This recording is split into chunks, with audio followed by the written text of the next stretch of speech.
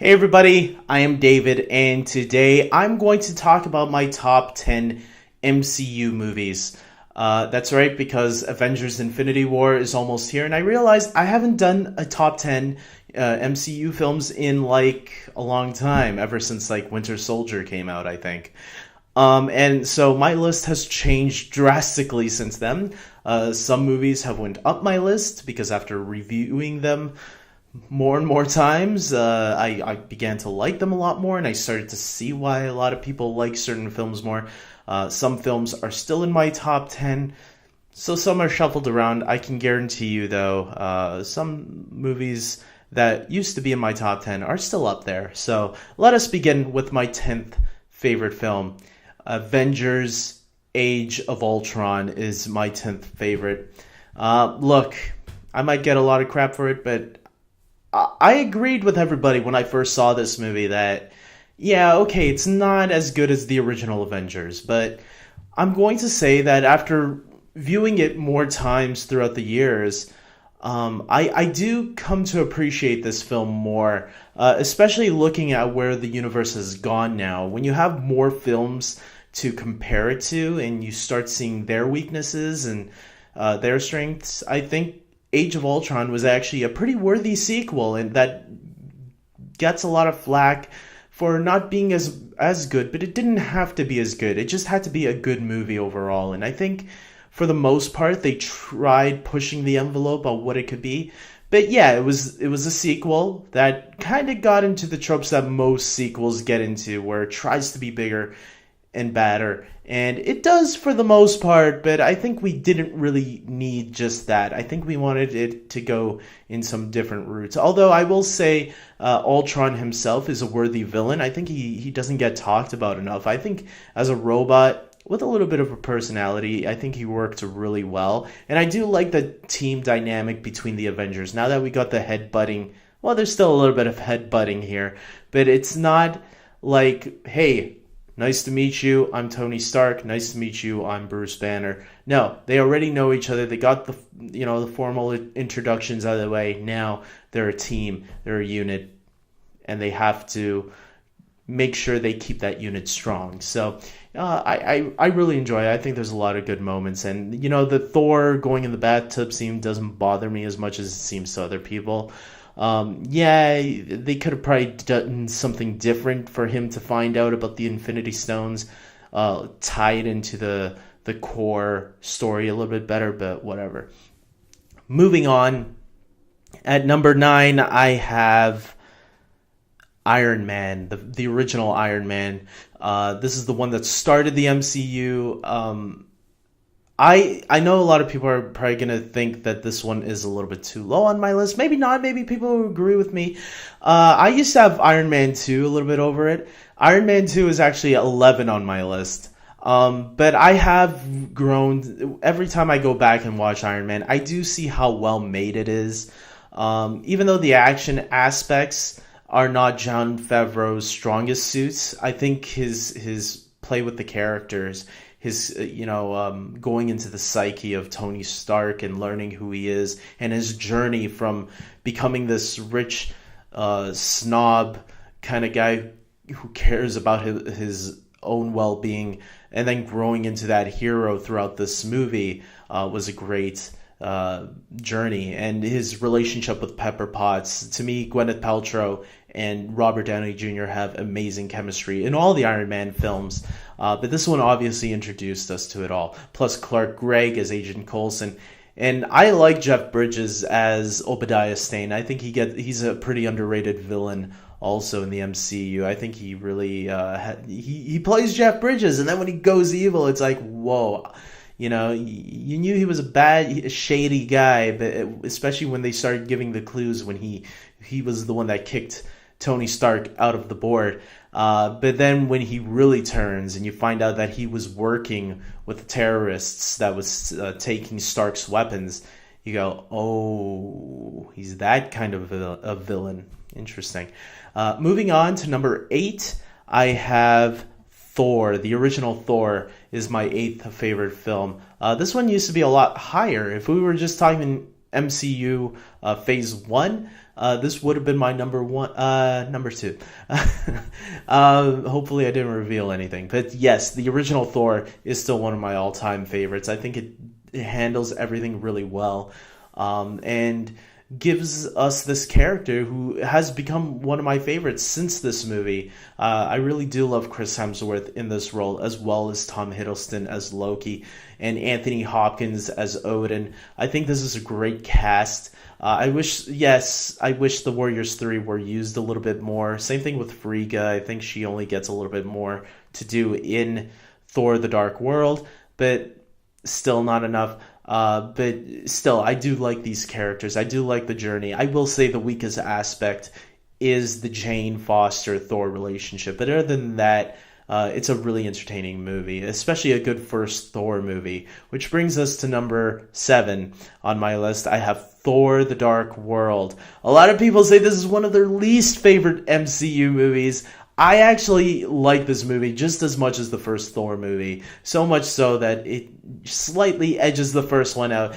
Mostly because they do get us a little bit more of Asgard, which I really enjoyed. Yes, we still get the Jane and Thor relationship, but I do like the darker aspect that this movie tried to give us. Does Kat Dennings work? Not all the time. I don't think she's as bad as some people make her out to be. I think she does have her moments when it comes to the comedy. Not too many. Some jokes fall flat, but there are some that work.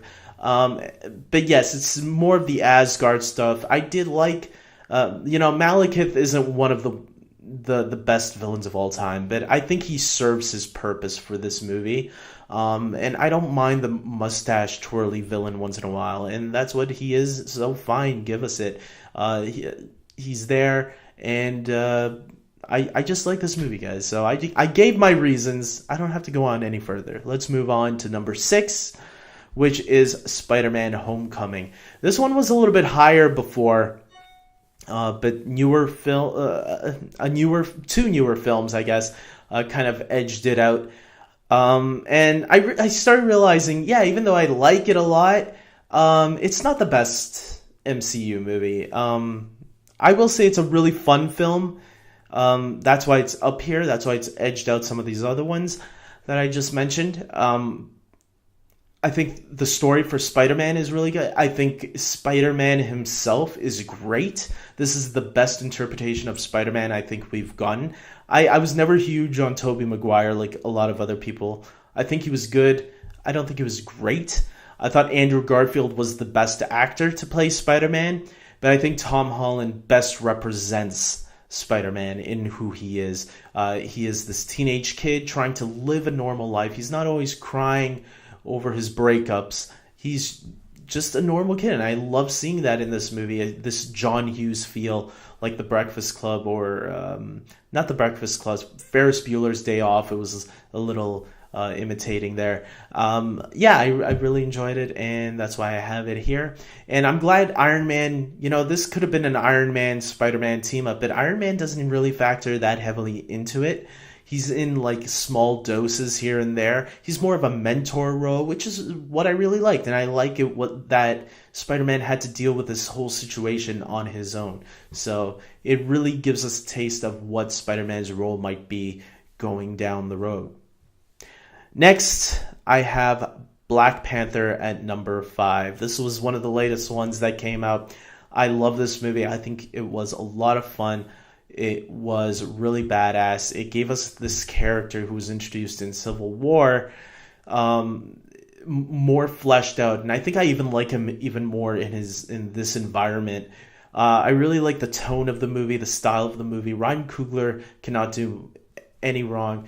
Creed was one of my favorite movies of 2015, and I think this movie really gave us a villain in Killmonger that can really match Loki. And this is coming from a guy who likes a lot of the MCU villains, but even I know Loki is like up there, and now we can put Killmonger up there as well. So there's that. And moving on to my 4th favorite MCU film, I have Thor Ragnarok, another more recent MCU film. I actually did not like this one as much as the first two Thor movies for a while. And then I saw it a second time, and a third time, and a fourth time. I literally saw it again for a fifth time more recently, last week, when doing this MCU challenge. One MCU movie each week. And the more I watch Thor Ragnarok, the more I love it. It's such a great, fun film that really turns the Thor films on its head. And I really like the interaction between Thor and the Hulk, Thor and Valkyrie, Thor and Loki. I think Jeff Goldblum is great as the Grandmaster. I laugh during this movie all the time. I think the jokes hit perfectly. Um, which is funny. A lot of people are going to trash talk me. I'll talk about it later for not including some other another movie, but I'll get to it after I'm done this list. So let's move on to my number 3, which is Captain America: The Winter Soldier. This movie changed the game for the MCU, really bringing the stakes high. Look, it might not be stakes in terms of where that characters die, but it changed the stakes in terms of how it can flip the MCU on its head. Thor Ragnarok kind of did that as well at the very end of their film, actually throughout their film. But Winter Soldier was the first one to do something like this, where you see Shield corrupted from the inside and being torn apart by the very end, which I thought was fantastic. I really love Scarlett Johansson in this movie as Black Widow. I think it is the best that she has been. I think the Russo brothers in general know how to handle female characters. I think they do it even better than Joss Whedon personally. I know people love Joss Whedon, but my favorite films with Scarlett Johansson's character, and even with Scarlet Witch, played by Elizabeth Olsen, I think has been when the Russo brothers have handled them. Also with Nick Fury being in it, we get a lot more of Nick Fury. I think this is the movie, other than maybe the Avengers, that has the most of Nick Fury. And then we get Chris Evans as Captain America, who, this is the movie that, if you weren't a Captain America fan before, this is the movie that makes you a Captain America fan, just like I was. I always thought Captain America was a little too dorky, in my opinion, but then you get to this movie and it makes you really appreciate Captain America's role in the MCU so much more. Moving on to my number 2, it's another Captain America movie, Captain America: Civil War. This movie is amazing. If you love The Winter Soldier, I think Civil War is neck and neck. I think they're both really great movies, and they complement one another. And even on its own, if you've been watching the MCU for as long as I have, I think you appreciate this movie on the grand scale of things. It takes the political thriller aspect, just like The Winter Soldier had, times 11. Plus, you're getting your all-out brawl with all these heroes. Obviously, the airport scene is one of the greatest scenes. But I really like the story about, Bucky on the run, being framed, and you got Captain America trying to protect him because he knows Bucky. And then obviously leading up to the final battle at the very end, which is a very personal battle. And I can see why a lot of people would like this over Batman v Superman, because guess what? Even I like this movie more than Batman v Superman. And this is coming from a guy that liked Batman v Superman. So DC fans, chill out. I'm not dissing DC. I love DC. If you follow me, if you are subscribed to my channel, you know I love DC. But hey, when Marvel does something better, you gotta admit that. And with their hero versus hero movie, they just knocked it out of the park. So there's that. And now we get to my number 1 Marvel Cinematic Universe movie of all time. That's right. It's the Avengers. The first Avengers. I can still go back to that trailer for that first Avengers movie and be like, wow, especially that scene where it goes around them in circle. That movie, I can watch this so many times, never get bored of it. Remember the feels that I got when watching the movie for the first time, because nothing like this has ever been done before.